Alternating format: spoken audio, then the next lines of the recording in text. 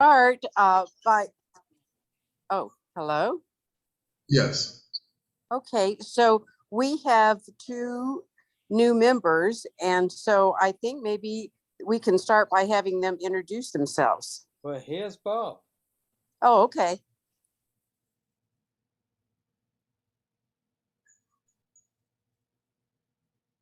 Hello, Bob. Everybody.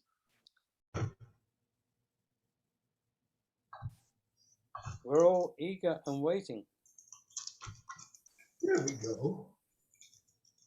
I want you to be able to hear and speak.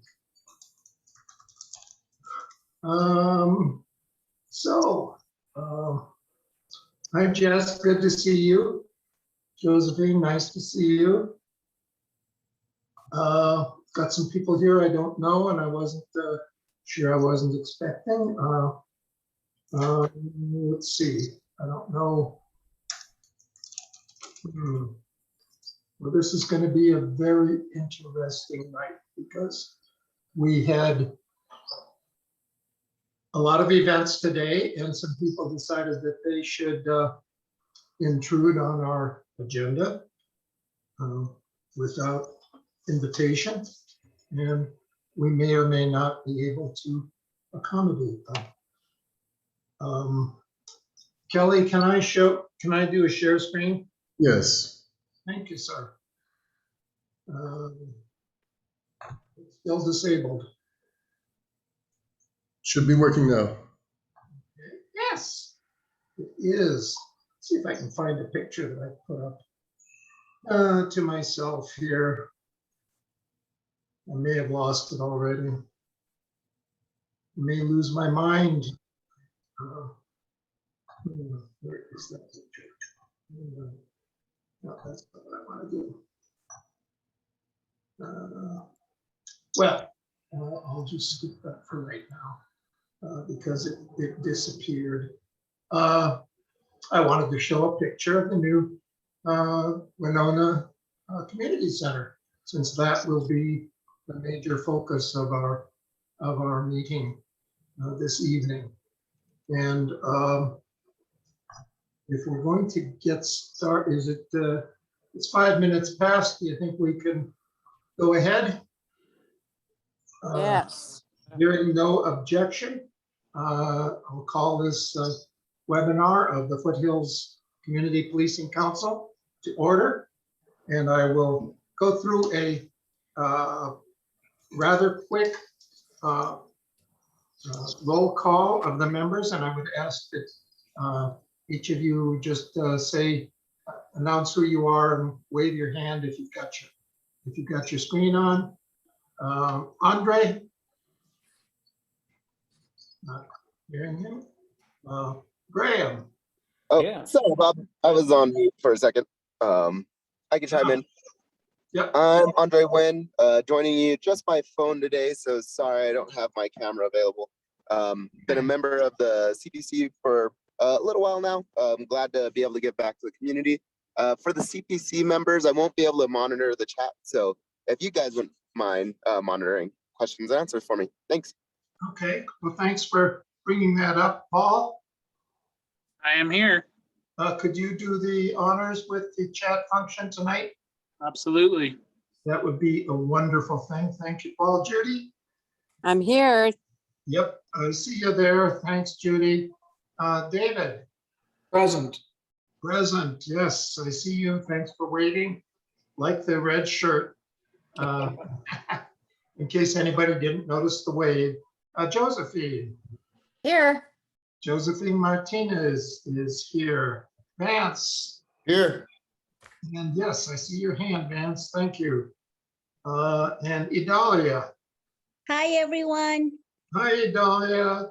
I'm in Santa Fe today, and the service is spotty. So if you lose me, I'll jump back in. FYI. Okay. We will await your return and thank you. Hope that you don't have any problems. And Hopefully I'm not. Carlton. And there are 2 other names that I need to get to, but before we do, we have an issue that we need to address. Where is my issue? I'm sorry for being, this has been a very interesting day. Resolutions.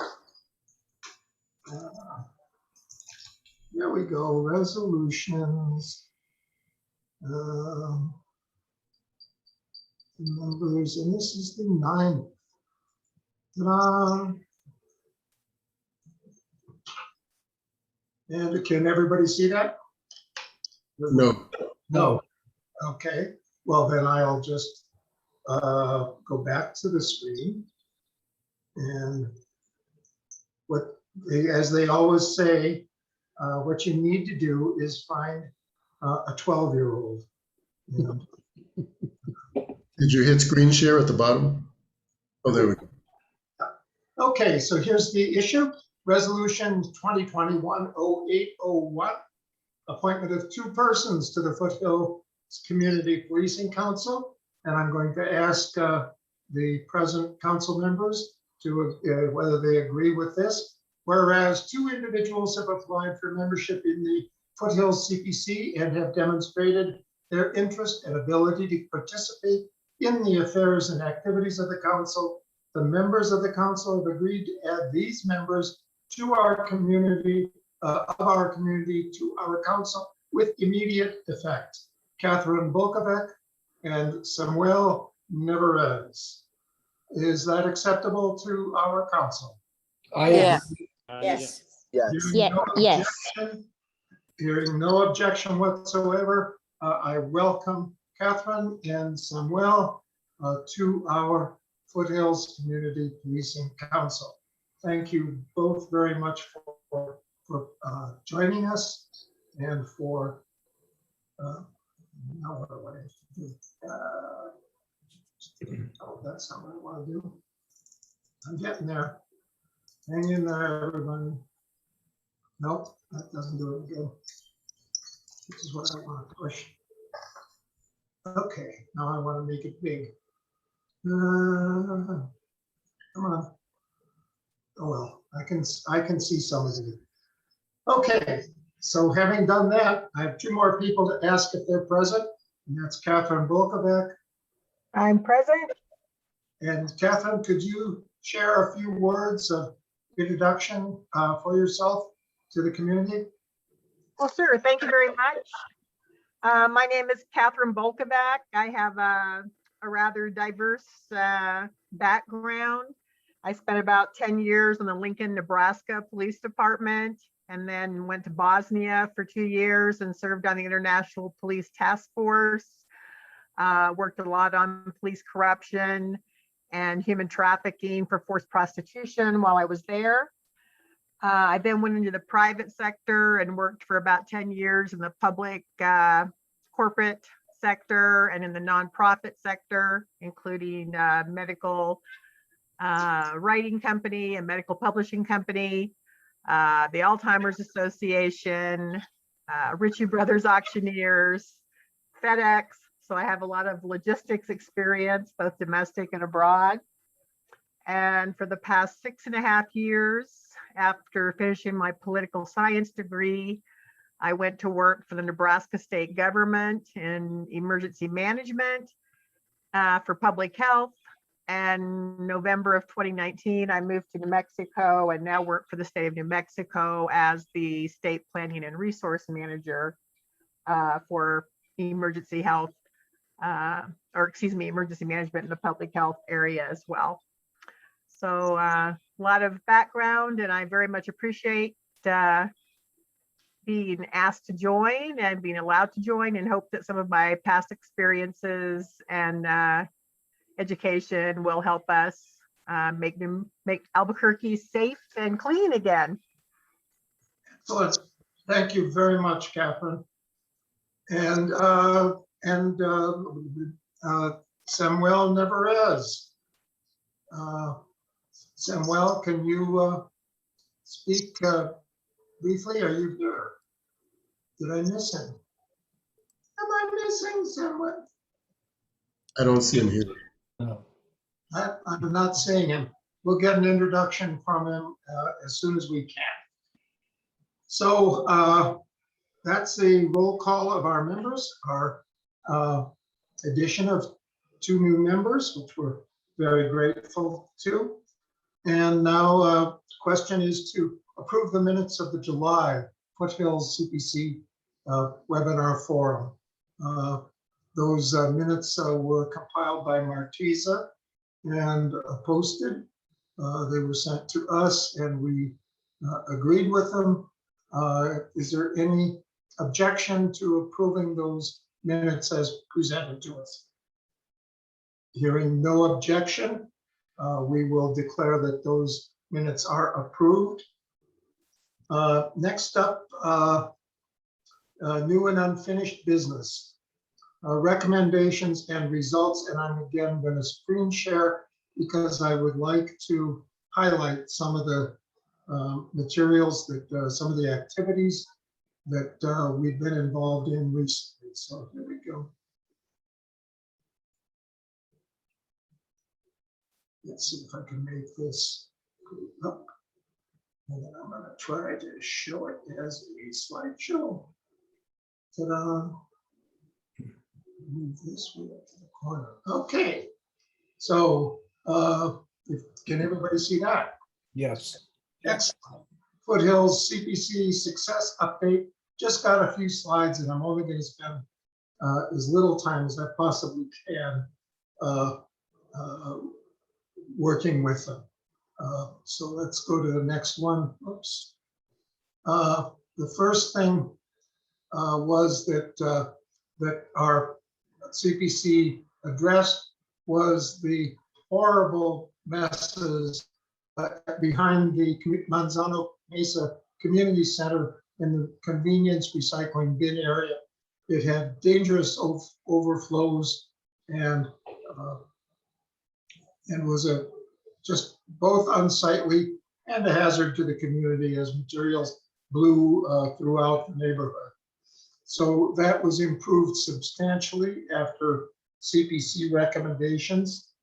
And let's see, just one. And here's the new situation, which is maybe temporary, but the solid waste department has been working with us and with the community. And the drop-off location is now going to be open twice a month on the 1st and 3rd Saturdays of each month. And that started last month, and I am told it's working quite well. I was there Saturday afternoon, and I snapped this picture. And like all problems and issues, we know that just saying something one time isn't going to resolve the problem for all time.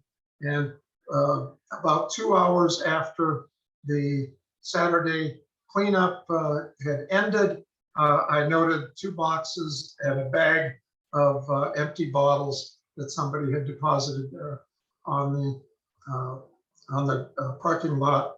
And as I was ready to leave, somebody drove in and said, "But this is the first Saturday." And I said, "Well, sorry, it is the first Saturday. You're absolutely right. But the time for the event is from 8 a.m. to 1 p.m. And they do clean it up and remove all of the equipment right after 1 o'clock. So again, it's one of those things we've been getting wonderful cooperation from solid waste, but it requires our continued attention and the attention of solid waste. Singing Arrow Park was the next area of particular attention. It was a real problem area for waste and trash and unsightly trees and overgrowth that prevented the police from paying attention or seeing what was actually going on in the park. The Parks and Recreation people had helped us considerably. They have worked with both us and the Foothills Command and the County Behavioral Health Department to improve sight lines, reduce camping, and make the park more accessible to neighbors while making it safer for all. There's still work to be done, but we have seen substantial increases. The next area that we paid attention to was street racing and dangerous aggregations of motor groups at Manzano Mesa on Eubank, Tramway, Montgomery, and Academy. Citywide action has resulted and from our attention and the fact that increased attention has been come from other sources. And as a result of that action, our area has been much quieter for more than 2 months. If I hear one car and in the evening on Saturday or Sunday, it's a lot. It's much better than it was. So then the next area, and currently the focus of most of our attention, has been the Foothills shopping area and the results that we've seen there. Our Foothills CPC team has made recommendations for the Gateway Foothills shopping area, and significant improvements are noted. Our efforts have been enhanced by a journal article by Colleen Heil and a follow-on editorial by the Journal Editorial Board. There are 6 areas of impact. One is surveillance technology. Foothills shopping area now reports fewer vagrants and reduced trash in the area. A $40,000 camera unit was placed in the parking lot, resulting in very few calls coming from the shopping center now, according to our sources. And we also noted the placement of the mobile police substation in the park this last weekend, and it was there today as well when we took this picture.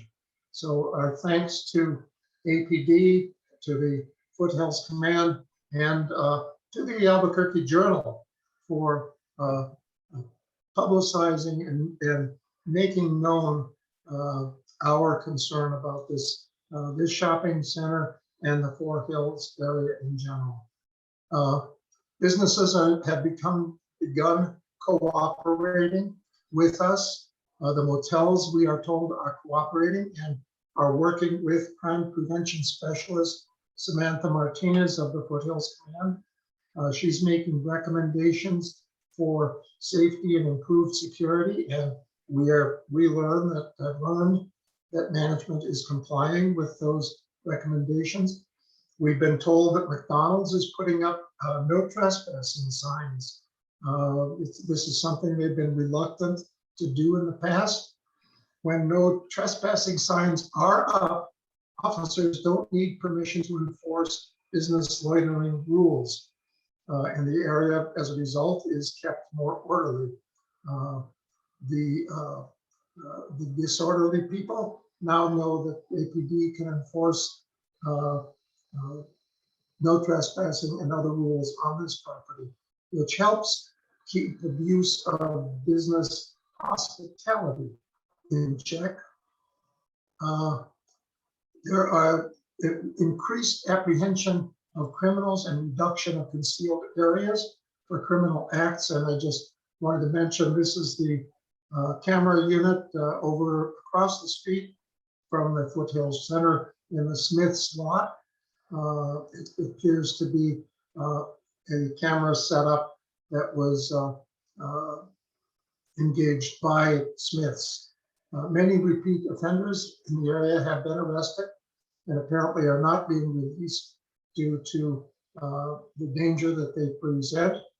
And we're told that many hidden and concealed areas around the shopping center that have enabled crime have been largely remediated by Foothills Shopping Center management and their security staffs. And then APD Foothills Area Command is doing some planning, and we understand that the command is developing a 60-day problem-oriented plan, and it's possible that we can talk Commander Collins into discussing that this evening. So let's see if we can stop the share and go back to this. I hope I didn't step on Commander Collins in that process. So, having gotten my 4 cents worth in, it's time, I think, to introduce Commander James Collins and ask him for an update on Foothills area activities and needs. Hi, Bob. Good evening, everybody. Before I get started, really quick, I'd like to, as I told you the last meeting, Deputy Chief Olvera retired a second time, and then now Commander Josh Brown, who is now the Deputy Chief of Field Services, on tonight, and he just wanted to introduce himself, say hi, so that way you can know who he is. So he will now be the FSB Field Services Bureau Deputy Chief. So Chief Brown, you want to pipe in real quick before I get started? Sure, I'll keep this quick. Thank you. My name is Josh Brown. I've been on for 21 years, and recently, as Commander Collins said, I've been upgraded to the interim Deputy Chief of Field Services Bureau. I'll throw my email and stuff in the chat. That way everybody will have it. And if you need anything, you can get a hold of me at any time you want. I'd like to point out that Commander Collins is doing a great job up here for everyone. And as you guys already all know or are well aware, he's starting a 60-day operation. We moved it from Southwest into the Foothills for this next 60 days, based on some of the recommendations that you guys had put out. So we appreciate the input. And like I said, I'll drop my name in the chat along with my email, and I'll let Commander Collins carry on. Thank you. Thanks, Chief. Thank you, Chief Brown. Okay, so I will get started on this. And Bob, I'll say you probably cut my talking time down by several minutes because you gave away a lot of the stuff, but that's good though. I'm glad that Chief Brown was actually able to get us the ability to do this operation up here because, like you said, initially it was going to the Southwest, and it was going to take a lot of resources down there. And I know that we all had discussed some of these issues at the shopping center and some of the motels back in April.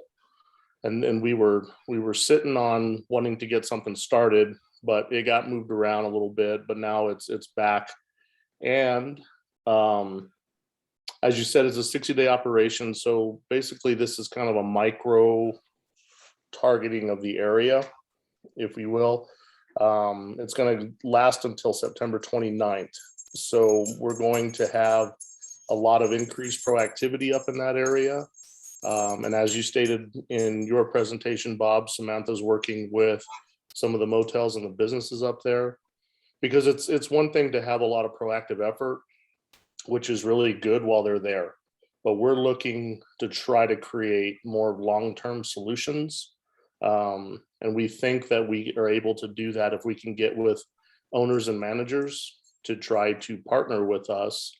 And Samantha has a lot of information for them to help make their properties a little bit safer. So a word of warning, traffic will be in and out. The motor unit will be in and out. So please, everybody, watch your speeds in that area because they are going to do their thing.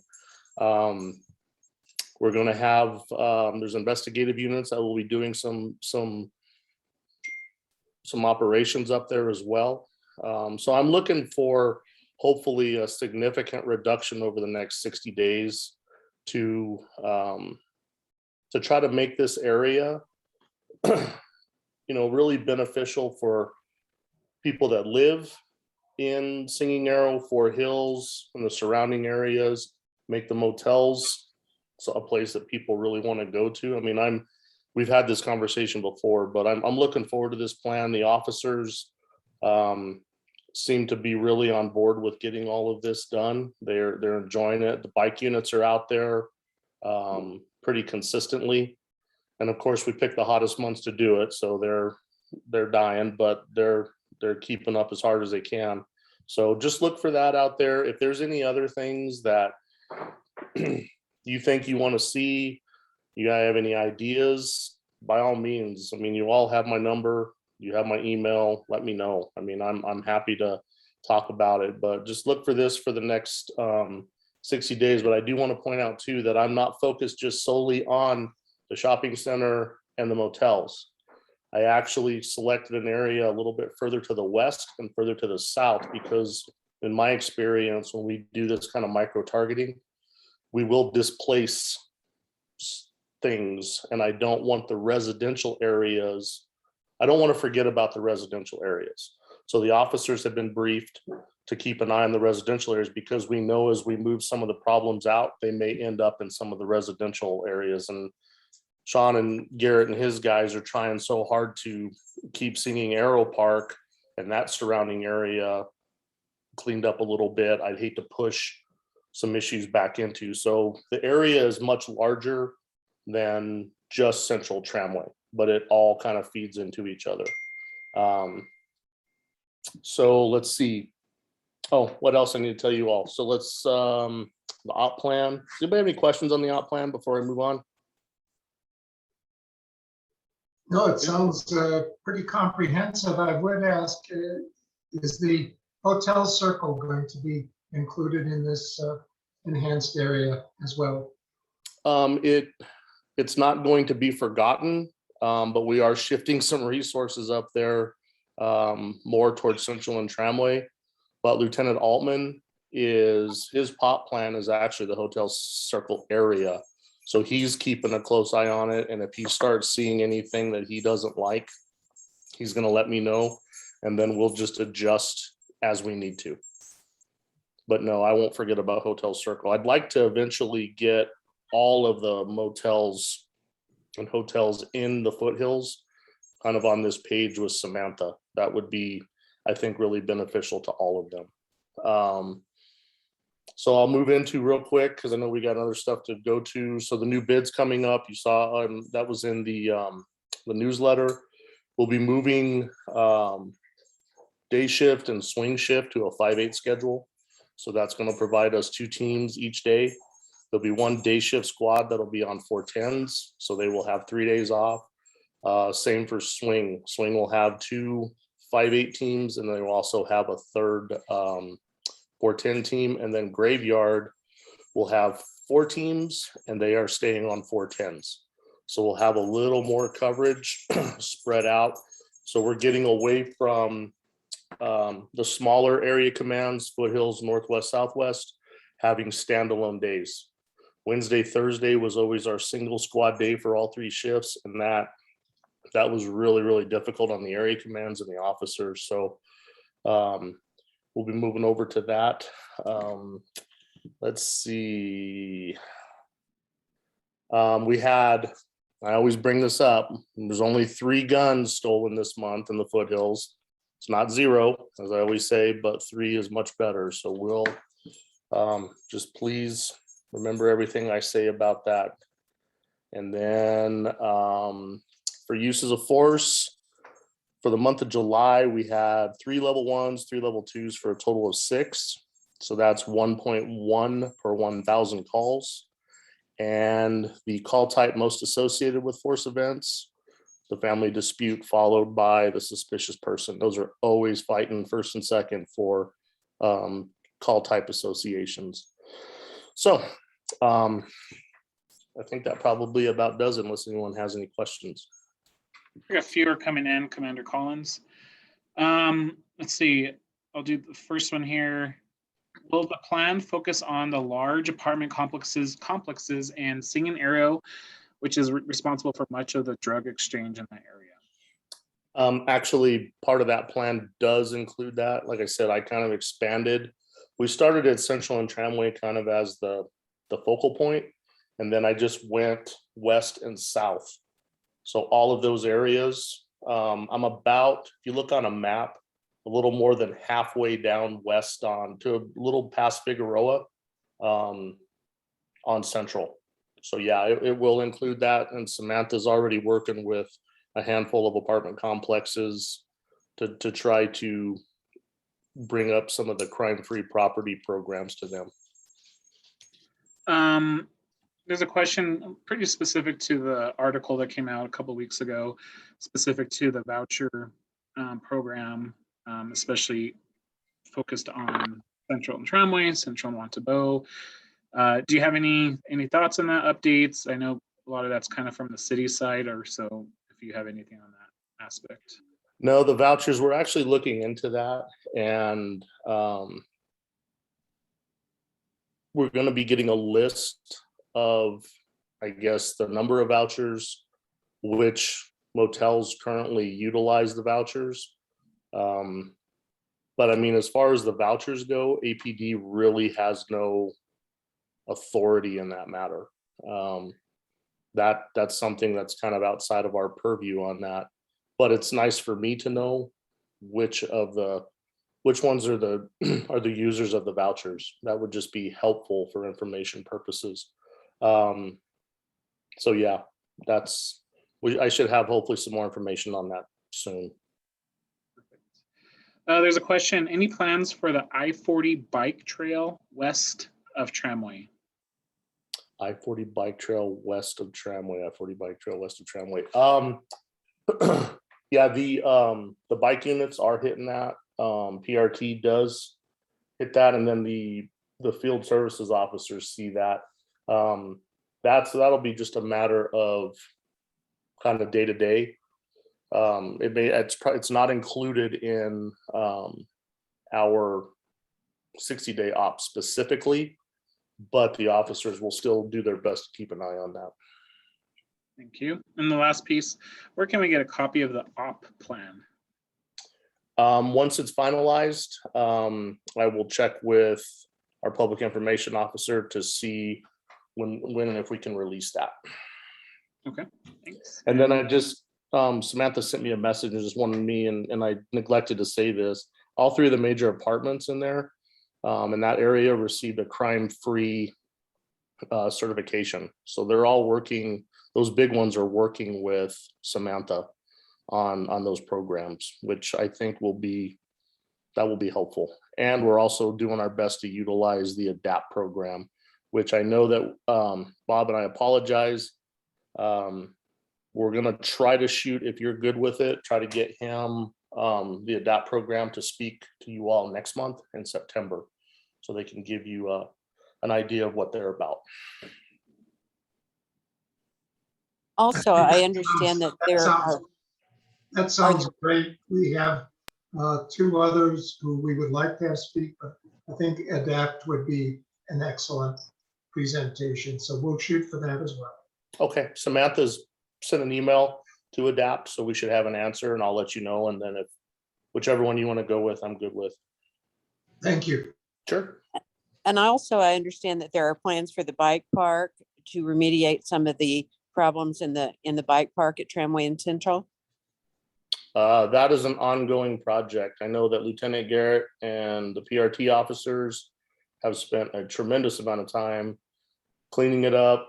Unfortunately, when they leave, it kind of comes back. They've discussed some of the SEPTED principles, I guess, with some of the trees that are there.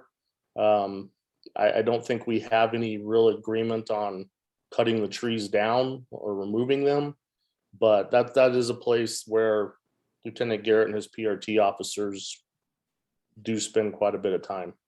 So that's not going to be forgotten by them.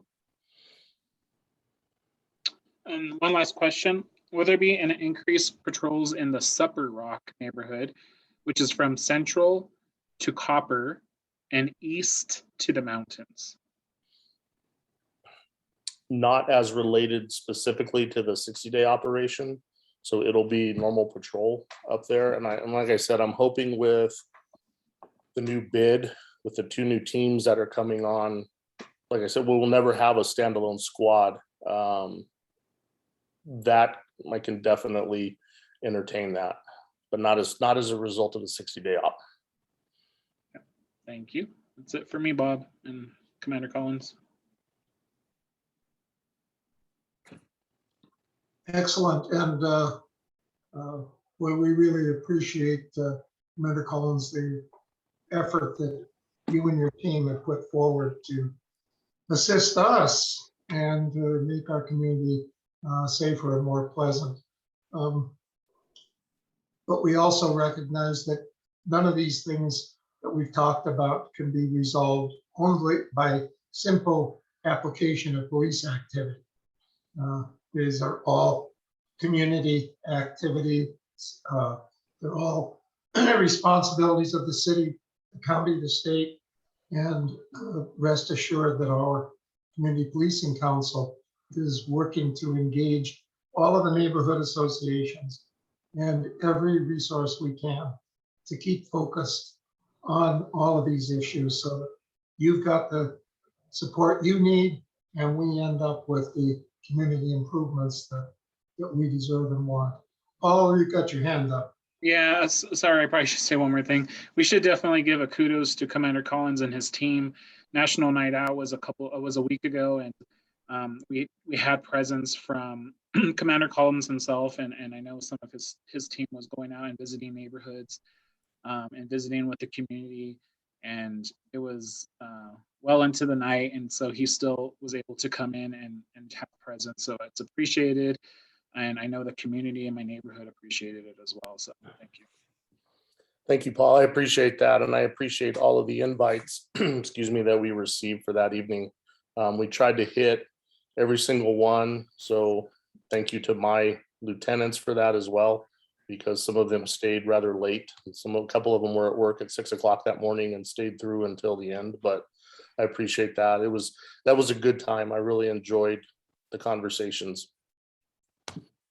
Well, it's nice to have a conversation. We're not expecting somebody to be a problem child. I couldn't quite think of a polite way to put that. Well taken, sir. Okay, well, thank you very much, Commander Collins. And Chief Brown, thank you very much for introducing yourself this evening. And with that, it's time to move on to our special guest. The new community center is getting close to open. I even peeked in a window this afternoon and I saw what looks like it's probably going to be an activity center, or maybe it's the fitness center at the east end of the building. So we'll look forward to the next little bit. We have quite a bit of time available, and we have Jess Martinez, who is the Deputy Director of the Department of Family and Community Services. And I understand that Mr. Martinez is responsible for all of the community centers. And we've asked him, because of it's a major facility, and there's been a lot of community interest and concern about this new Winona Community Center. So Jess Martinez, I think you have a couple of your co-workers you've invited to join you this evening. So if you take over at this point and proceed, and Paul will be watching the chat to ask, to bring questions to you as the opportunity presents itself. So Jess Martinez, it's your stage. Thanks, Bob. Thanks for the introduction. I appreciate it. I don't know if you were supposed to be looking in the windows, but you probably did see either the fitness room or the game room. Thank you for the invitation, and good evening, everybody. My name is Jess Martinez. I'm a Deputy Director for the Department of Family and Community Services. Under my purview, I oversee all of the community centers, all of our child development centers and our facility maintenance divisions.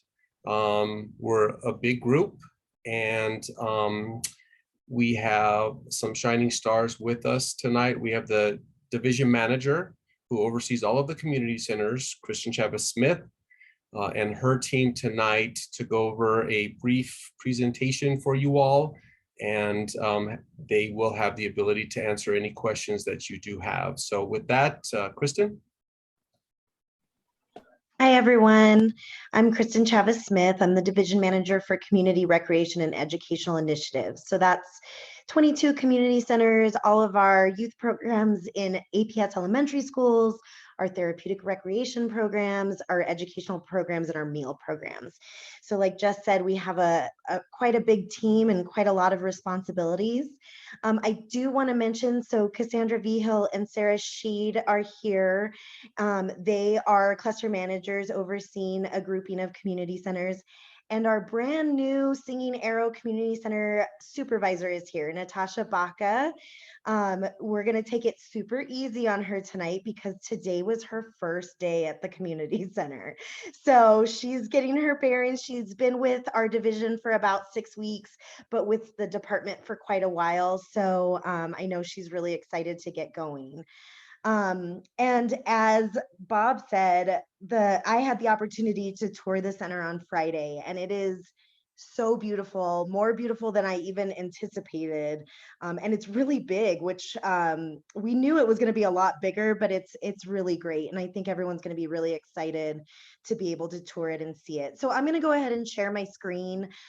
What I'm going to talk about is basically how community centers function, how we program our community centers, and what we're looking forward to in the future. So give me just 1 second here.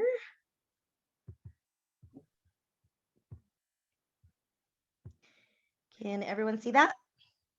Good. Okay, so basically our community centers, we have 22 community centers throughout the city of Albuquerque. They vary in size and they vary in what we offer as far as amenities. So most of the community centers have these first three things.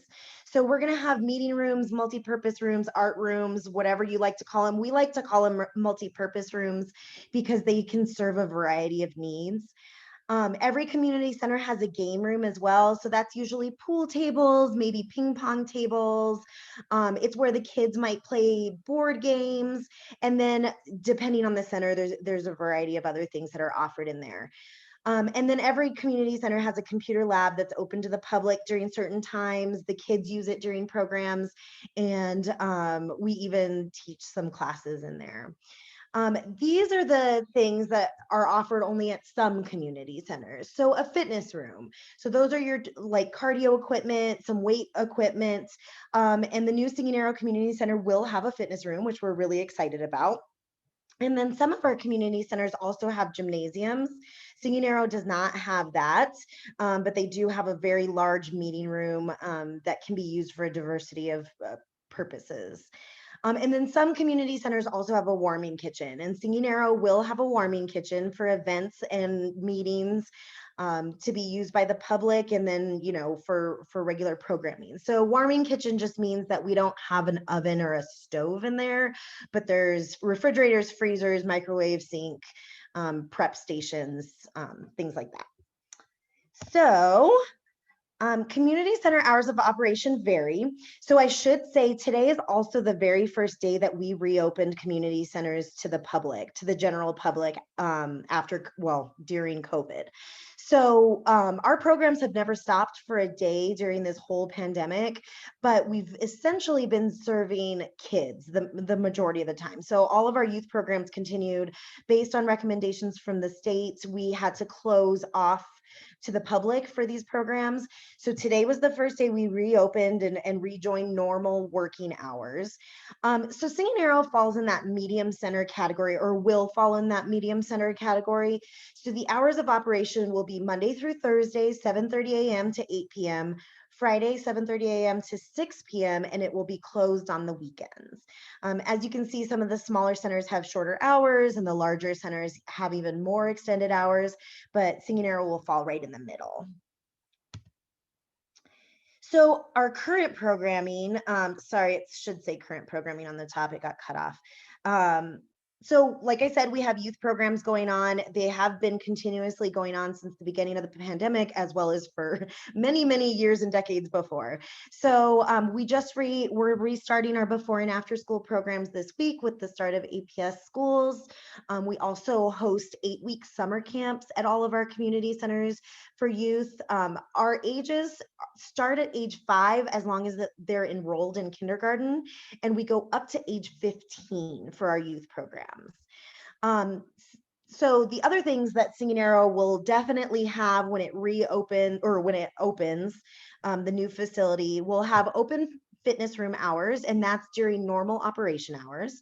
We'll have open game room time, and that's basically when the youth program is not using it.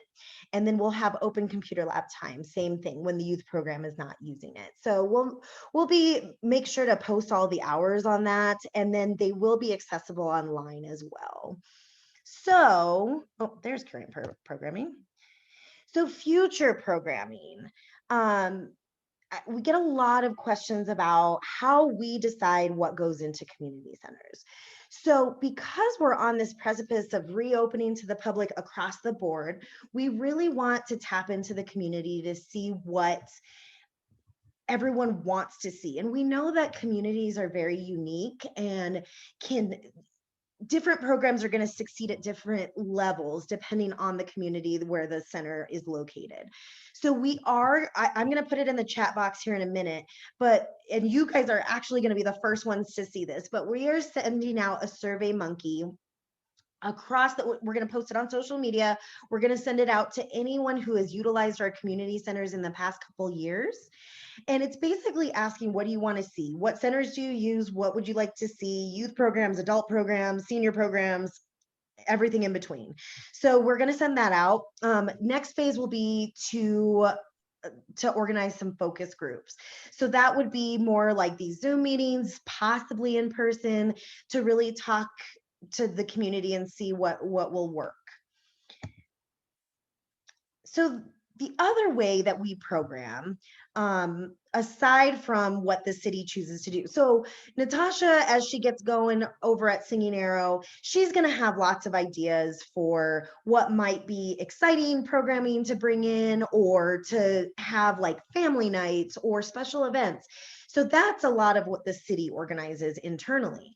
But we also look out to the public and to our facility users and our partner organizations to also bring in programming.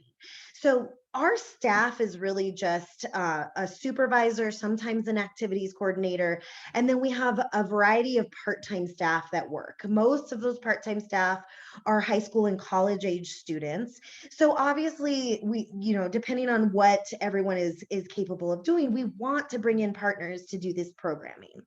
So we do rentals and facility usage for this. All of this occurs during normal operating hours. So we don't ever do rentals or facility usage outside of our normal operating hours. And sometimes there's fees charged with this. So let me tell you, like, rental versus facility usage. Facility usage would be anything like this meeting. Community policing could come in and say, we want to host our community policing at Singing Arrow every month at this time, and you fill out the form, and it's a public group, it's open to the public, and you don't have to pay a fee. We can book you in the center. It could also be, I'm a yoga teacher, I would like to teach yoga, I'm going to charge everyone $2 a class, I have my certificates and insurance. They fill out their form. It's something that we think will work at the center, and we book them, but they pay a fee to use the center since they're charging a fee. And then the last thing is like rentals. So that's like private, closed to the public. It might be birthday parties, baby showers, things like that. And obviously the fees are much higher, and we charge deposits and all of that stuff. So the fees are basically based on categories. You can find all of this information on our website, cabq.gov/CRE. It's under facility usage. So you can see what the interest form looks like to be able to use the facility. You can see our handbook that has every single rule that we have associated with facility use and rentals. You'll see that we require a lot of our facility users. So if they're going to be working with youth, we require a background check. We require insurance. So we try to be extra careful so that everyone stays safe, but we get to offer this really robust programming at community centers.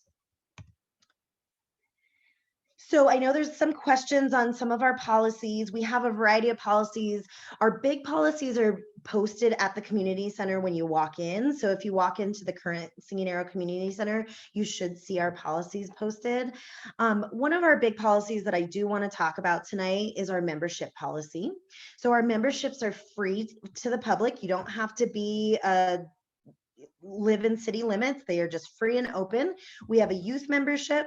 We have a teen membership, which is 16 and older, because we do let 16 and 17-year-olds use the fitness room with their parents. And then we have an adult membership, which is 18 and over. You can sign up for free at play.cabq.gov. We do require a photo ID to get your little fob or your, like your little card to scan in to the community center. And so this has always been a policy. It's even more so important at this point with COVID and just making sure that we're following all of the policies and knowing who's coming in and out of our facilities. So that's the deal with memberships. Lots of questions on bathrooms and showers. So our bathrooms at community centers are typically open to the public without membership, which means if you're using the park and you're walking and you want to run in to use the restroom, that's okay. You can do that. We do have time limits for more sensitive areas of town where we want to make sure that people aren't staying in the restrooms, hanging out in the restrooms, doing things that they shouldn't be doing in the restrooms. So staff are aware of that. They monitor the restrooms. They monitor who's coming in and out. Showers, though, are only available to those utilizing the center with current memberships. So they have to have a membership. They need to be using the community center in some capacity. So not just for the shower, they're using the fitness room or, playing basketball in the gym. The cool thing about Singing Arrow is there's only one shower. It is a locked room that the key needs to be checked out at the front desk. So we'll know exactly who is or going in and out of that shower. So that's the first time we've done this at a community center. We're really excited because we think that that's going to really help deter some of the behaviors we don't want to see in the showers. So, but I do want to mention that right now our showers are closed because of COVID. So even the showers that at all the other community centers that are open, we have them closed right now. We'll look at phasing them in, but that's kind of one of our last steps of phasing in these COVID restrictions. And that's really it. So I put my email here.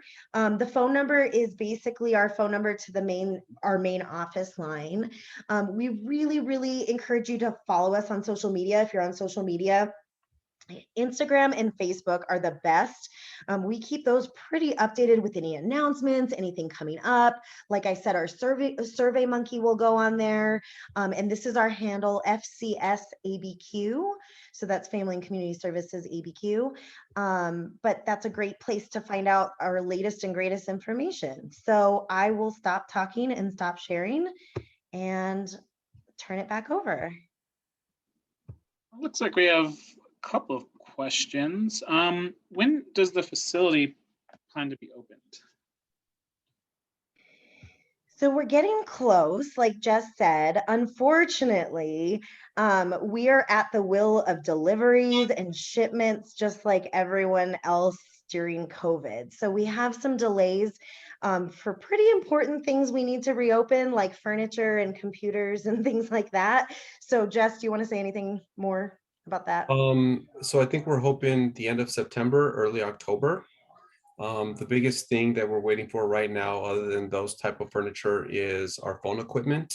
And we can't get a certificate of occupancy without phone lines. So that's the biggest deal right now.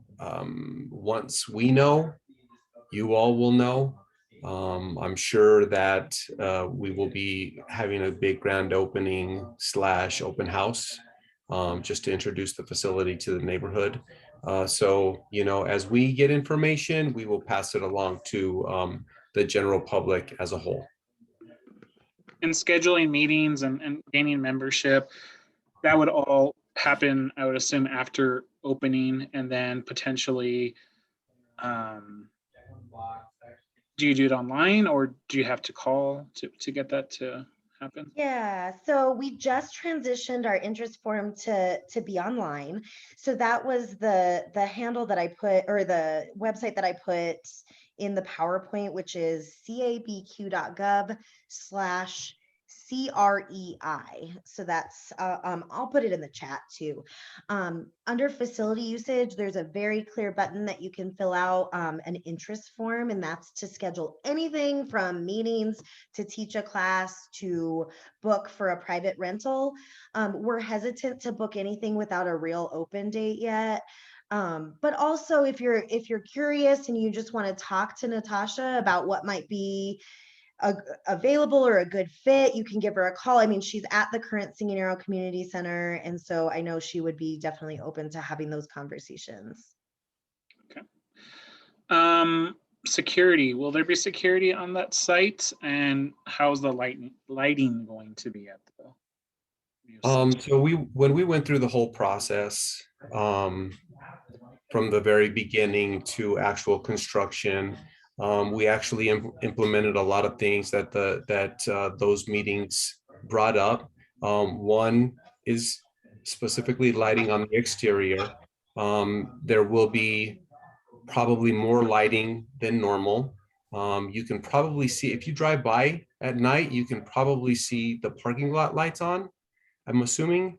That might give you guys a good idea. Those lights should be on currently.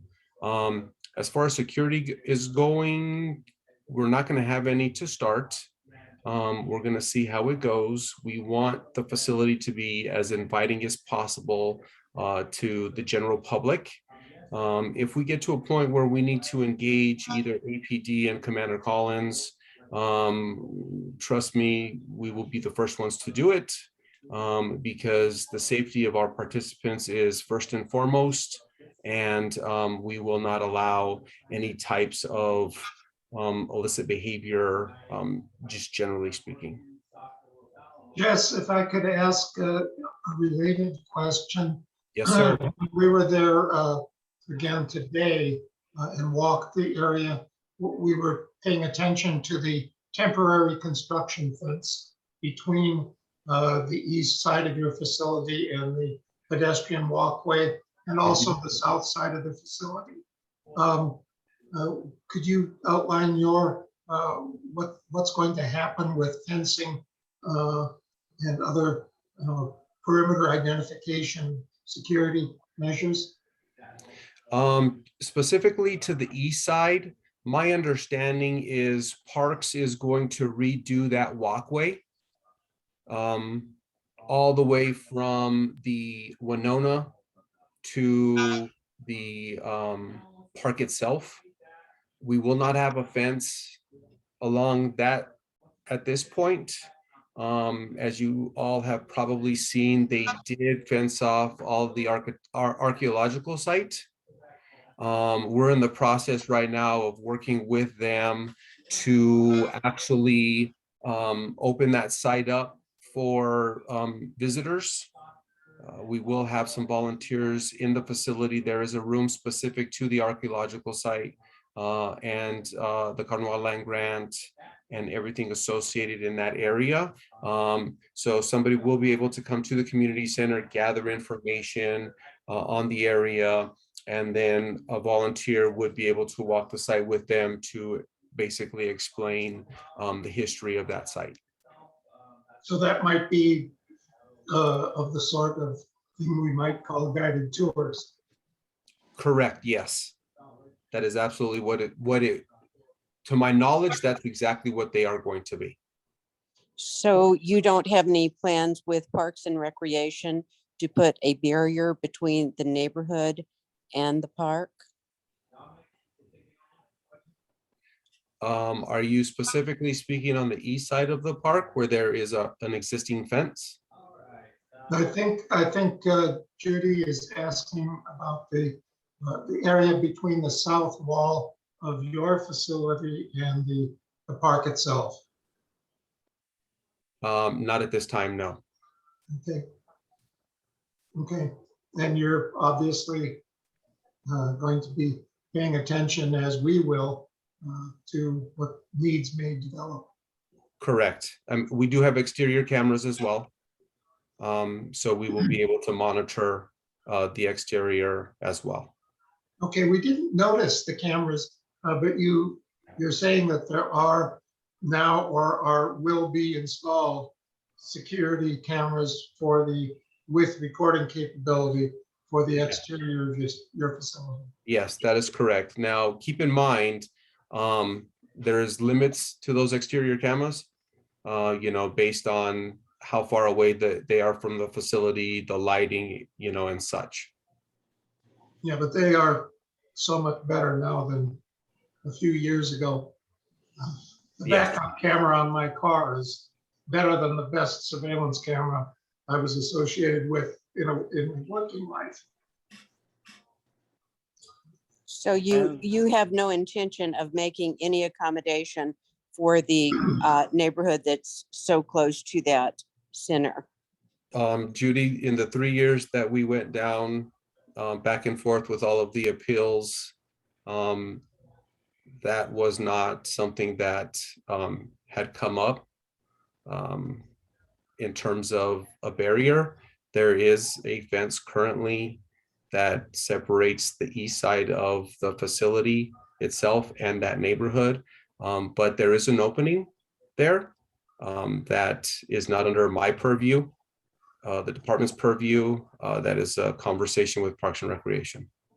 And we understand that, and we're going to be paying close attention to that. And there also is, if you just think just slightly west of your facility, there's a fairly extensive fence between fairly concentrated apartment buildings and the park itself. And I think I've seen at least one controlled entrance through that fence with apartment dwellers, some of them at least having keys to that fence. So that's a question that might come up for that the fence along the east side of Singing Arrow Park, between the park and the community just outside there. But that would be between Parks and Rec and the neighborhood itself. Correct, yes. Okay. Do you have other members of your team that are planning to make comments this evening? Natasha is waiting for a zinger from us. But I don't know, is Cassandra Vigil? I mean, I just want to reiterate, I hope people are excited about it because it's a gorgeous facility. I mean, the fitness room has multiple strengthening and cardio equipment, brand new. The game room has billiard tables, foosball, and oversees, looks out to the mountains. The computer lab is will be stocked with computers for the community. And so I just want you guys to be excited because it's absolutely gorgeous in there. Everything is just sparkling, brand new, ready to be used. And I'm wondering, from all of you, what kind of participation are you expecting from different age groups in the Singing Arrow and Foothills neighborhoods? What kind of projections do you have? I'm thinking the one up where I live here on Comanche has hundreds of kids that are enrolled in after-school programs, and I don't know enough about. I know almost nothing about Singing Arrow and Foothills with regard to this sort of thing. So can you tell us specifically what you expect with the kids? That's a really good question. In all of my years in the division, all of my 25 years that I've worked for the city of Albuquerque, Singing Arrow's been in existence for approximately 17 years. And it's always been on the west side, that small area. It started out as one barracks, then we added another, then we added another. I would assume that people would be excited to utilize the facility, and we will hopefully we will outgrow it sooner rather than later, like right away. But you know, I anticipate a large youth program. I anticipate a big group of seniors that utilize the facility.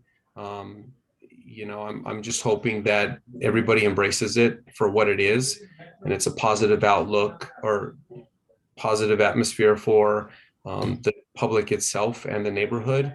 And you know, it's one of our newer shining stars. Could I ask you, Jess, that Go ahead, Judy. when we were in the hearings, there are many people, you know, and we have all of the documentation for that, but we asked for barriers repeatedly, and we asked that it be moved further west repeatedly. And we asked that the restrooms not be right at the doorway, and yet they are. Everything that the community requested, everything, every single item was denied. And right now, we have restrooms right at the entrance, which will invite homeless, which is the problem that we're having in the area. And we very specifically ask that those restrooms be monitored so that they would not have such easy access, because that is right at the end of where the bus releases individuals, and that can become a serious problem for homeless using those restrooms and the facility, and that is not what this community needs. So I don't want to rehash the 3 years of hearings and appeals. What I will tell you specifically to the bathrooms is that they are actually on the west end of the facility, and the entryway is on the east side of the facility. I visited today, and that is incorrect. There are 2 restrooms on the east side as you enter. I saw those 2 restrooms. Judy, there's actually one which has controlled access. Kristen mentioned that that's the only shower that is there. Everything else is on the east side, or excuse me, on the west side of the building. I've been there multiple times. I'm well aware of the floor plan. Okay, But again, so let me just make sure that I'm understanding. The shower room is not directly adjacent to the rest of the restrooms. It's where the desk people can see it, is that where they can see the entry anyway? You know, I'll look in the shower room. yeah, the shower room is catty corner to the reception counter. It's in between the fitness room and the game room. Okay, so that will be controlled, and the restrooms are at the other end of the building. Yes, sir. That is a concern of Judy's, and I'm until we see what actually happens, it's a valid concern, and it's something that I am absolutely certain that Natasha and Kristen and yourself and Cassandra will be monitoring and paying attention to. Has that been have the restrooms been a problem at other community centers? I know the one up in our neighborhood, it has a sign that it's closed during certain hours when there are children using the facility. The adults are not allowed to go in and use it, which seems like a reasonable precaution. But are there problems in other community centers? And I'm just curious, since Manzano Mesa is close to, is part of our area, is that a problem at Manzano Mesa? So Manzano Mesa Multi-Generational Center is run by Senior Affairs. And I will tell you that bathrooms in general, no matter where they are, can be a problem. Yes. Well, I'm not going to sit here to say, oh, everything's perfect. That is absolutely not the case. Some bathrooms in some areas are worse than others, but again, we are hyper vigilant, specific to the security of the facility and the participants that are in our facilities. That's first and foremost, 100%. So I would say there is not one facility that trumps the other necessarily. I will say that all of our facilities, we are always hyper vigilant as to who's coming in and out of our facilities. I have to say that I'm gonna guess I'm not the only one present tonight who is surprised that the Gonzalo Mesa facility is not under your jurisdiction. That's something I did not know. I did not realize that there was more than one operational structure involved. Yes. So the Department of Senior Affairs oversees Manzano Mesa Multi-Generational Center and North Domingo Baca Multi-Generational Center. Those two facilities, as well as their senior centers that they have. Ours, I mean, it's all in a name, really. Ours are community centers, yet we're multi-generational. So. Yeah, and it's more about like where the funding comes from. So we really try to align with the two departments, try to align as much as possible. So fun fact is I used to manage Manzano Mesa at one point in my career, and I also used to manage Singing Arrow at one point in my career. So I'm super familiar with both facilities, but I did see some questions in the chat coming through on Manzano Mesa, and Jess is right, like we don't have control over that facility. But to answer a couple of the questions I saw really quick, if there's ever concern about like landscape around community centers or in parks, you can put those requests in through 311. Usually those are managed through Parks and Recreation. So to get a little more bureaucratic, we also work with Parks and Rec to maintain all of our, bushes and trees and things like that. So those requests can go in through 311. And I know that there was a question on fees. And so the Senior Affairs does charge fees for their memberships, including their multi-gen centers. Don't quote me on this 100%, but I'm pretty sure that they've suspended fees until next summer because of COVID and to get people back and getting their memberships. Community centers have never had fees. That's not to say we'll never have fees, but community center memberships have been free for the time being. Kristen, this is Catherine Boltback. I'm new to the council and new to the community, about 2 years. But will you be accepting volunteers from the communities to work in the centers? And also, is it possible to arrange a tour for our group, possibly to tour when you open? Absolutely. Yes and yes. So our volunteer process is through the city of Albuquerque's process.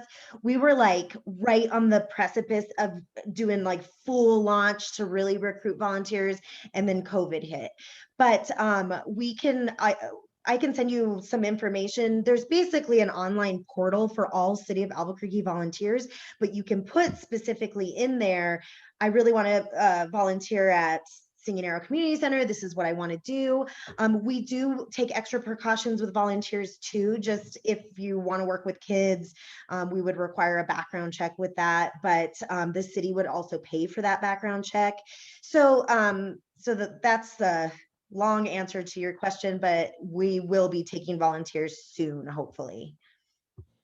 Thank you. I'm just thinking a lot of concerns could be alleviated if some of the community board members and others in the community were allowed to volunteer, maybe be part of a security team or do things like that to make sure that we're, just kind of having an overview for you all, perhaps after hours and things of that nature. Absolutely. And I think the more we can work with the community directly to volunteer, to help support what we're trying to do, we're definitely open to that. So. A little bit related possibly to your programming, being of a certain age, if I was a neighbor of yours and I had a group of friends wanted to organize Wednesday morning bridge games. That's something that you would be open to having us organize, and there'd be no fee for coming in and using a table for a bridge, and we could even heat up our coffee mugs in the warming kitchen. Absolutely.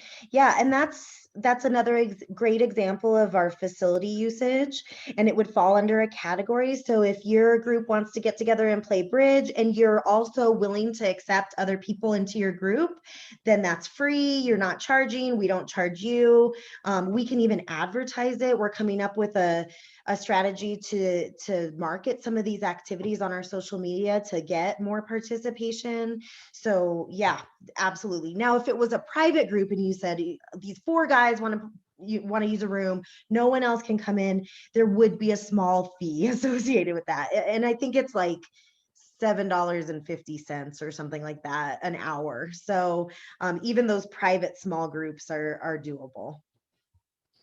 So the problem that we are having at the bike park and the problem that we've had in Singing Arrow Park with camping, the homeless camping in those parks, both the bike park and the Singing Arrow Park, how is the facility going to not attract homeless to the park and to the center? There are issues, crime issues, health issues, many issues with that. Sure. But Judy, what I will tell you is that I think it's extremely difficult to answer that what if question with some certainty. If there is camping in the park, I am pretty sure that we will be in touch with Commander Collins and his team. As he stated earlier, you know, they got some things going on to mitigate things like that, bike patrols and the like. So I foresee us working hand in hand with Commander Collins and his team to mitigate any type of negative activity as we can. Are the cameras monitored just during the opening hours, or how do you run the cameras? The cameras are recorded 24 hours, 7 days a week. They will be monitored specifically by a person at the front desk when we have people at the front desk. If something happens after hours, we have the ability to go back and review clearly. I'm not 100% sure if it's back netted into the city of Albuquerque's big network. I don't know what you would call it. But that's something that if the city of Albuquerque wants us to do, that, you know, we would be more than happy to do that as well. But the plan right now is that you can rerun your recording the next morning if you need Yes. to check Yes. on some reported activity. Yeah, if I'm not mistaken, recording time is we will have the ability to save for a minimum of a month, and possibly longer than that. That's good. Thank you. Memory time on recordings is so inexpensive now that that you could make that almost any length of time you chose. And the equipment is such that if something did happen, you can tell it you want to see when there was activity, and it'll scan directly to the activity thing, and it'll start 5 seconds before the activity if you want it to. So it's amazing technology. One comment that was made in the chat that we ought to probably all be sensitive to is that when we're talking about those who are unhoused or who don't have permanent housing, let's talk about people rather than labeling individuals with conditions. And so we talk about individuals without housing or unhoused or unsheltered. But it's just like we would talk about slavery. The person isn't a slave, they're an enslaved person. And Lord knows there are about 30 million chattel slaves in the world today. So these problems, just like the issues that Judy and others have raised about this Singing Arrow Community Center, they require our attention and our focus and our goodwill if we're going to make them work. Let's see, are there some additional?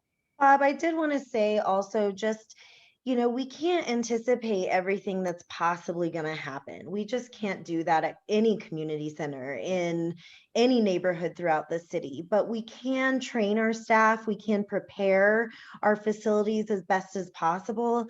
One thing, so we've been working really closely with the new department, ACS, to talk about how do we, basically exactly what you're saying, how do we help people? How do we get people connected to services when they need those services, as well as just training our staff to deal with different situations. So this week alone, our staff are going to de-escalation training with that department to learn how to handle, maybe tense situations or uncomfortable situations. And so that we're giving them the skills to be prepared to handle a variety of situations that may come up. Hopefully they don't, but if they do, we're able to handle those as professionally as possible. Great, that's I'm sure you have backup plans. If a water buffalo shows up in the front parking lot, this is what we're going to do. I'm not naming any individuals or anything. But if this, then that.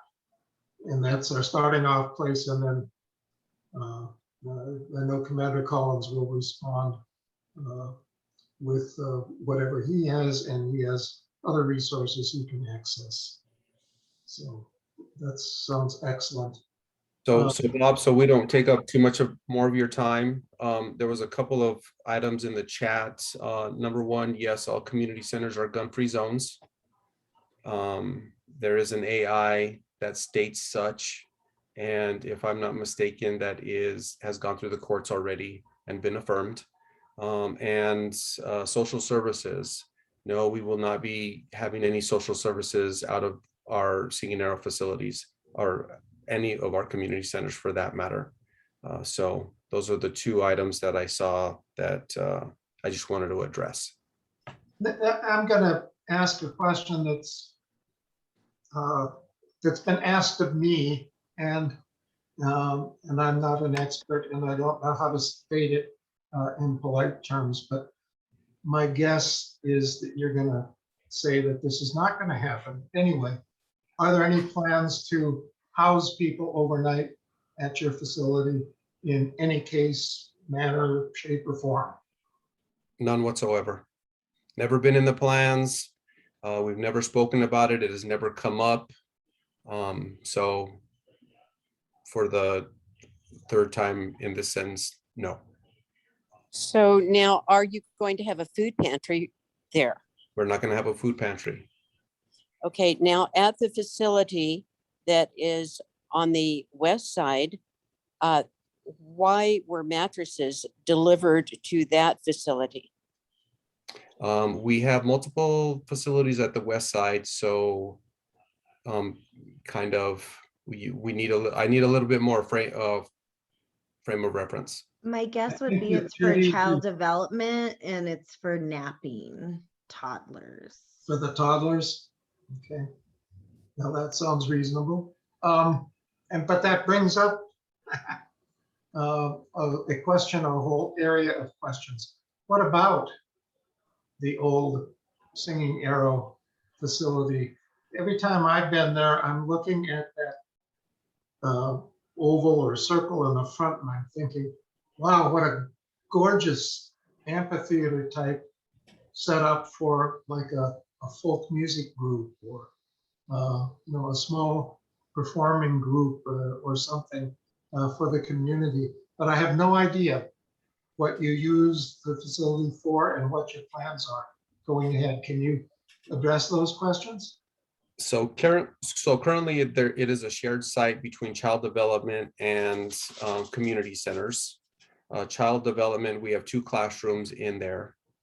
So once we vacate on the community center side, we will put some money into renovating that facility and expanding our child development program. So that'll be more dedicated. When you say child development, I'm thinking like preschool and maybe up to... Yeah, diapers to 5. I'm not quite sure. I want to say there is pre-K and preschool in there, so it's probably 3 to 5 right now. So we would probably expand our pre-K or e-pre-K programs there. And what is the usage level now? Specific to child development? Yeah. 2 classrooms. So I want to say probably a total of 30 kids. 30. Natasha, you can answer that question. I mean, we have capacity, I think, of up to 30. It depends on the age group. So there's 2 classrooms in there. There's an early Head Start, which is diapers. The 12 months to 3 years old, and there's about 8 kids in that classroom. Then the pre-K classroom holds up to 25. So it seems to me that the 6 to 3 group probably requires a lot of, well, they probably both require a lot of supervision. How do you all handle that? Well, I came from child development, so it's a good thing that I'm here. We're very trained. All the teachers on that site have like formal education. So they're like trained, they have certificates, they're on their way to degrees. They're actually getting incentives through the city to help them get degrees in early child development.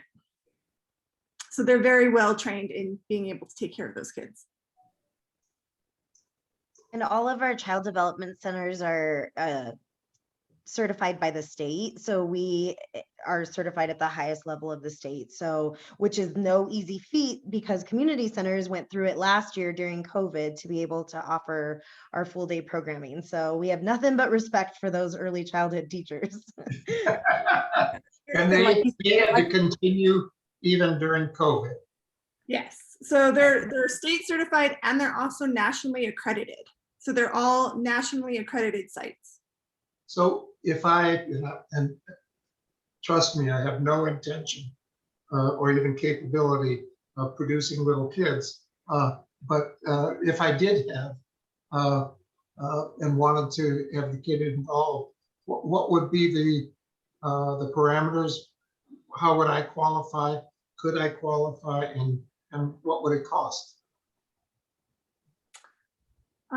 You would have to actually contact the child development office, which is a little bit different. So they're on the city of Albuquerque site too, under child development. Okay. And the early Head Start, I'm not really positive on all their parameters, but you have to call and see if you qualify. Has to be an opening. There is no charge for that program, and it's birth through 3. At Singing Arrow right now, I think it's only 12 months to 3 years old. Then the pre-K, you have to be 4 by September 1st, and that's a free program for, I think, 8 to 2:30, I believe. Correct. And then there is a preschool program, which is 3, 4, and 5-year-olds, which has a fee attached to kind of like on a sliding scale. Wow. And the total capacity you're anticipating for that? I just think this is really important community information. It's not law enforcement, but I just think it's very important. We haven't determined how many classrooms that we would put in. So right now there's 2 classrooms in 1 barracks. We may just add 2 classrooms with the ability to expand further. It just depends on our planning process, our funding, and our staffing. And the needs of the community, I hope. Well, 100%. I mean, there's a ton of apartment complexes around this area on the west side. So, you know, I would. And everybody that can work is working, and those Yes. kids need to have need to have daycare and preschool. Correct. Yeah, I just put the website for our division in the chat that has the facility use information as well as community centers. But I also put the mobile website for Youth Connect. That's all things youth for the city of Albuquerque. It's an interdepartmental team that I oversee. So all information from birth to teens is located at that website. It's really great info. And if you have kids or want to know what's going on with youth in the city, I really highly advise to sign up for our newsletter. We release that every couple months with everything coming up on youth. So those are two great things. And I did want to say, kind of back to anticipating numbers, we are still in COVID times. And so our numbers have fluctuated quite a bit. Parents are being cautious. So I don't anticipate like a huge rush on like filling up centers to full capacity anytime soon because people are still being cautious, but we're putting policies in place to keep people safe. And we really want to see the community active in using our facilities. So how are you going to protect the children? We were at the other community center on an afternoon in which a crime was taking place and the children were being ushered right through the crime scene with 2 felons pulling copper wire right outside of the community center. And the children were being directed right through those 2 individuals that were pulling wire from the electric box, and it was as if there was no acknowledgement of a crime taking place. We did call the police. They were apprehended, and they were repeat offenders. They were very dangerous repeat offenders. When did this happen, Judy? This was approximately a year and a half ago. It was right before the shutdown. Okay, well, sounds like. Well, Jess, are you aware of this? You know, I mean, I can't answer that question. Sorry. There was a whole citywide thing where people were stealing the copper wire. In fact, my son was on a project to put new wire in, and I think it's encased along the side of the poles to prevent people stealing it now. Sure. Yeah, we've had copper wire stolen. I mean, again, not aware of the situation. I will tell you that our participants are always with a staff person. They're never alone. So, I mean, that's all I can say because I'm not aware of the situation. Yeah, well, I wasn't there either. But stealing copper wire is a terribly dangerous activity. You know, if it's energized, you get zapped from here to San Francisco in an eye blink. Right. Are there other questions this evening? Because I see that Samuel Nevarez has joined us. I'm not going to impose on him after we're finished. Are there, Paul, are there additional questions that you've seen? No, I think Jess and Kristen actually were monitoring it as well, and so they answered a lot of the questions that came up. So I think Excellent. pretty good from the chat perspective. Good cooperation, huh? Yeah. Makes my Kristen, job easier. If Commander Collins, perhaps one of our public members was going to type in a question, a police-related question. So maybe she will do that while I beat up on Samuel Nevarez, who is our very newest member of our CPC team. Before I do that, I gotta thank Jess Martinez and Kristen Chavez-Smith, Natasha Baca, and Cassandra Shield for joining us tonight and for assisting us. I know there are going to be more questions about this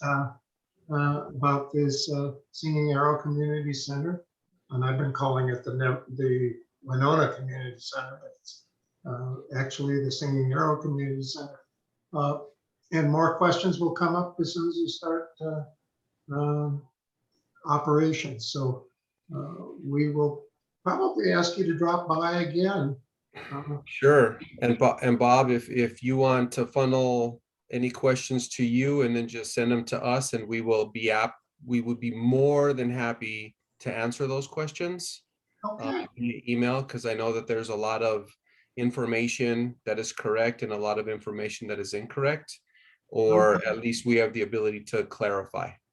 I'm wondering if maybe one of these days we can invite our CPC panel to gather at your facility and do a little walkthrough.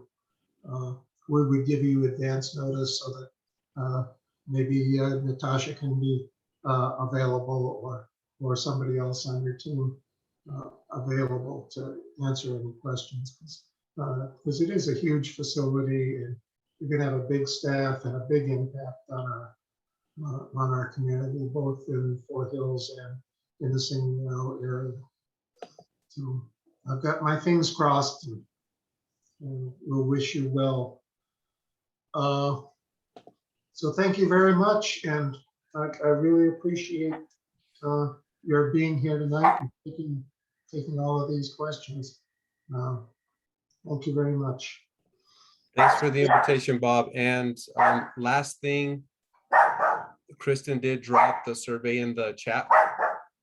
So if you all would take the survey, we would absolutely appreciate it. You are the first ones to see it, and you will be the first input that we have. Okay. First is sometimes best. Thank you all. I copied it, and so we'll see how many of us are able to click on it and take that survey. Thank you very much. So let's see if we can, while we see whether or not there's a final question or set of questions for Commander Collins. Let's see what if we can bring Samuel Nevarez up and have him just say a few words to introduce himself.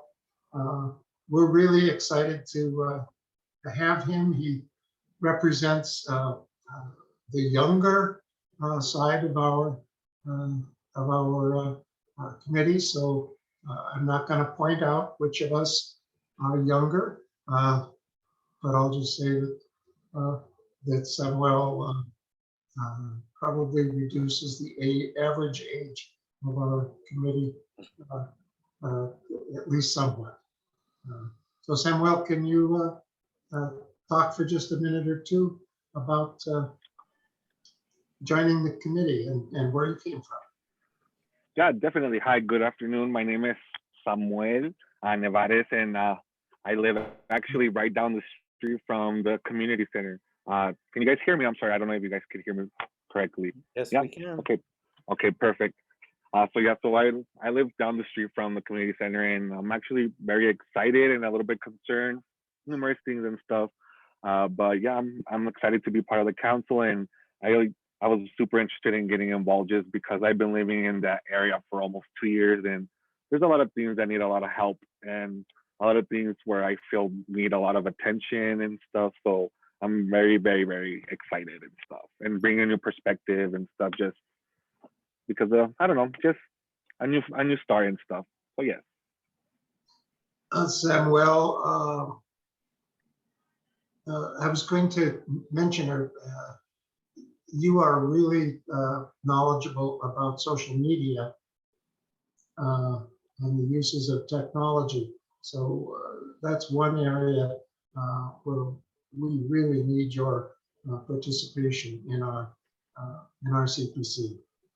Oh yeah, definitely. Yeah, that's one of my expertise is the social media, running tech stuff. I'm actually a technician for T-Mobile, so I know how to work all that fancy stuff. Well, if I don't, I can figure it out because of the tech stuff. But yeah. Okay, well, next time my cell phone has a psychotic episode, I'll yeah, just send me a message and I'll be more than happy to help out. Like I'm very, very happy to be part of it, and I'm thankful to have been able to join the council and stuff. But I'm excited to see what we can do together and everything, and I'm excited to be able to break a barrier, I guess, in the council to be able to change the median age and stuff, so all that good stuff. So it's pretty amazing. Yep. Well, we were thinking that that Andre was probably pretty lonesome there as in the under 30 class. Though there others, I specifically have never asked how old somebody is because it can be sensitive. I just hit 30. And one of us said something not long ago about beware of becoming 50. So, and then there's some of us who now have to get our driver's license renewed every year. And I'm not complaining about that because there are some people out there who shouldn't be driving when they're my age. That's true. Mm-hmm. So, but you came from the southern part of New Mexico, Samuel. Yes, I'm from Mesquite, New Mexico. It's a little bit more south of Las Cruces, New Mexico. So that's where I'm from. So if you ever go to El Paso and you pass the dairies for like 5 miles straight, that's my hometown right there. That's where I'm from. So yeah, so I come from a very rural, small town. Oh, excellent, excellent. Well, it's only 7:45. We've gone through our formal presentation tonight. I'm so glad that we were able to welcome Samuel and Catherine to our group. We are now 11, and I'm going to say 11 strong in our Foothills Community Policing Council. And we are emboldened and determined to continue to have a broad take on public safety, law enforcement, and our mutual responsibilities to support the police, to support community policing, constitutional policing, and I hope each other. So are there, have you seen anything more that should be asked, Paul? The question came in that you were looking for Commander Collins. Okay, excellent. And so it's related to no-knock entry, I believe. So there's a few of them. How many no-knock entries are made in the city? Has it come up for discussion and review in the last year?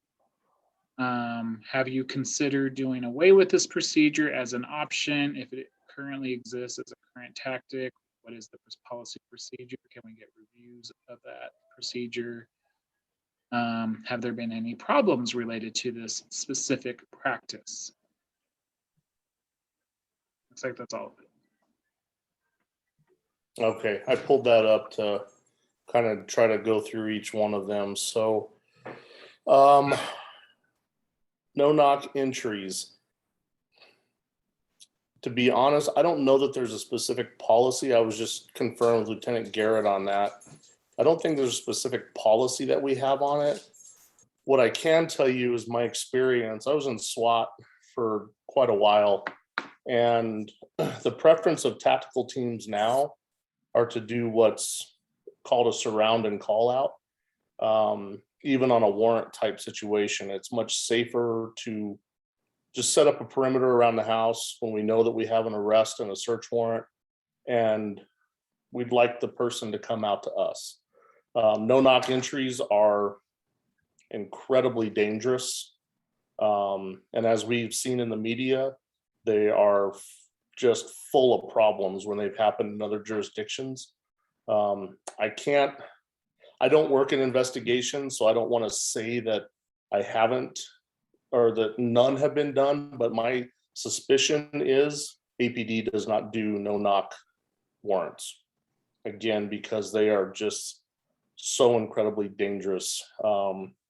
It's always much safer to try to have the person that we're looking for come to us outside. That way there's no confusion, because even if let's say we knock on the door and we yell police, well, how many stories have we seen where there have been people that have kind of masqueraded as police and it's turned into a home invasion? Because the homeowners inside, they don't know necessarily if that's truly the police or not. So I know our preference in tactical was to do the call out type method. Do start PAs and ask that person, make some phone calls and try to get them to step out. We found that that is a much safer way to resolve that situation. So Commander, we had an incident in my neighborhood 3 weeks ago of that sort. We were rather surprised when we heard the bullhorn outside our house. And the resolution of it was the officers were in communication with dispatch or with their own headquarters. And the calls that were made, they located the resident's father, who was able to confirm that there was nobody home. yes. And that was a totally non-violent incident. There was no doors kicked down, no dogs frightened. Right.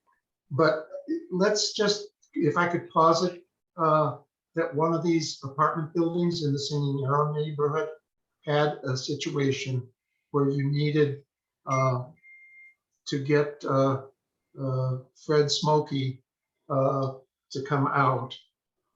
And how would you deal with the neighbors? Would you come quietly and approach neighbors and ask them to leave the area? That's actually a really good question. And it was always something that when I was a SWAT lieutenant that we had to look at, I guess, the risk versus reward. And what I mean by that is if we have a hot zone area where we would have to move residents of other apartment buildings through this area, then we would do everything we could to try to get a phone number for that. We would ask them to shelter in place on the opposite side, like away from the specific apartment we were dealing with. We've also sent up tactical teams to extract people for their safety and try to get them some services off to the side, because I can tell you that my average call out was probably around 4 or 5 hours. And to have someone displaced for that long, we try to accommodate as best that we can. We'll call family members for them. We'll try to utilize whatever services we can get to, but having it can go both ways.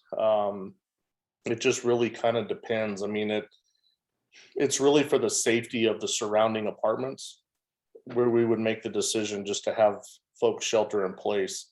Because like I said, these things can take quite a bit of time. And one important component of a tactical situation is going to be crisis negotiation. We have a wonderful team of crisis negotiators. And I can tell you from my experience, probably about well over 500 call outs. They probably solved about 95% of my call outs by talking, communicating, negotiating, and then have the person that we were looking for just come out. And CNT to me is vital to a tactical situation. Without CNT, you really don't have a true tactical situation. So What's CNT? Crisis negotiation team. Oh. So it's like they're all CIT, they're all ECIT, I believe, or most of them are. And then they go through special negotiation type schools to where they learn how to work on PA systems, public address systems, and they also learn how to speak on the phone, because we'll try to make cell phone calls, landline calls, and we try many different methods to try to get in contact, because we prefer, again, to have the person come out and with no use of force. That's what we really are trying. That's kind of the holy grail in my eyes, as the former tactical lieutenant, that I wanted them just to come out. So that does kind of lend to the no knock issue, because those are incredibly, those scare me, to be honest. I'm not comfortable with them. I think there's a related question. Catherine, do you want to read it or say it? I was just wondering about, that's a great policy, I think, to start going to, but what about the drug warrants and things of that nature, where there would be evidence involved? Is that still something where you guys are leaning toward the call outs? Yeah, well, the argument, the age-old argument that I always had when I was in tactical was, do we use a SWAT team to preserve evidence? And my feeling on that, and I had concurrence with my SWAT sergeants, the answer was no. That's what investigators are for. And if they've done their job prior to us having to make this a full call out for tactical, then there's no evidence that really needs to be preserved, because they have what they need. All we're looking for now is the offender. Many years ago, there was a couple times that I can recall that, we were used, and I'm talking probably 15 years ago, we were used as an evidence preservation, and none of us on the team were comfortable with that.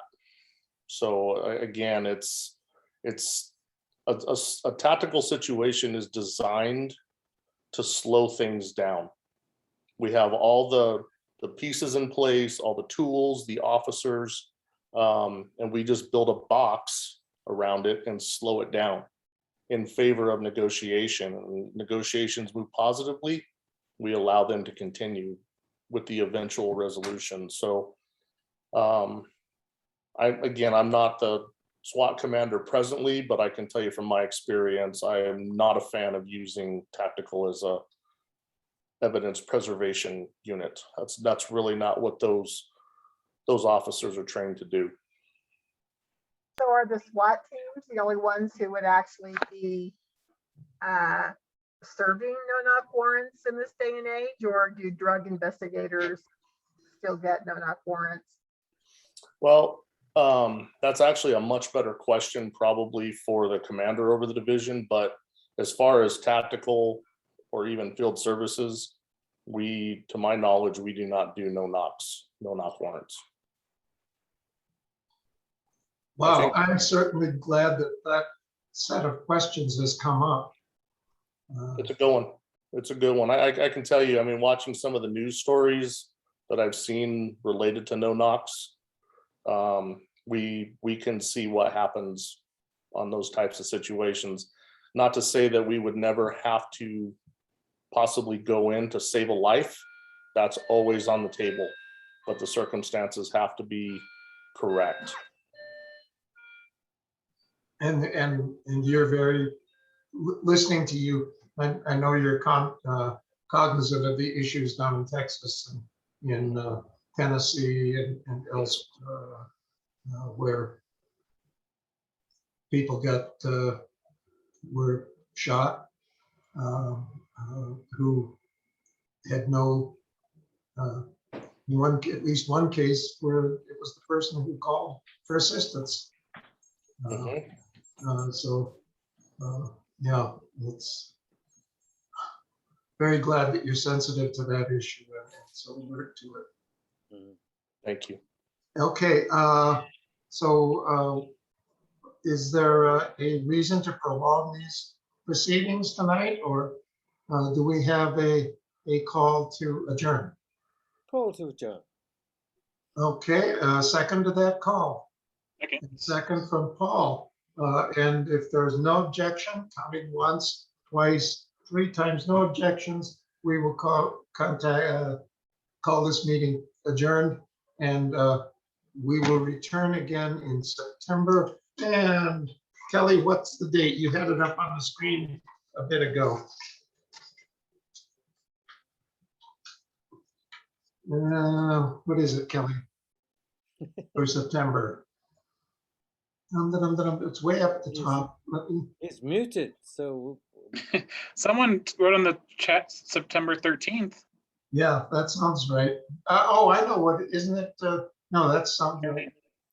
No, it's September 11th. September 11th. Okay, excellent. So we'll see you guys next month. Thank you all very much, and thank you, public members who joined us and hung in here tonight. We appreciate everybody. Thank you much. Thank you, Bob. My mistake, September 13th. The poll was, so it's September 13th and October 11th. So. Okay, thank you very much. All right. Good night. Right. Good night. Thank you. Bye.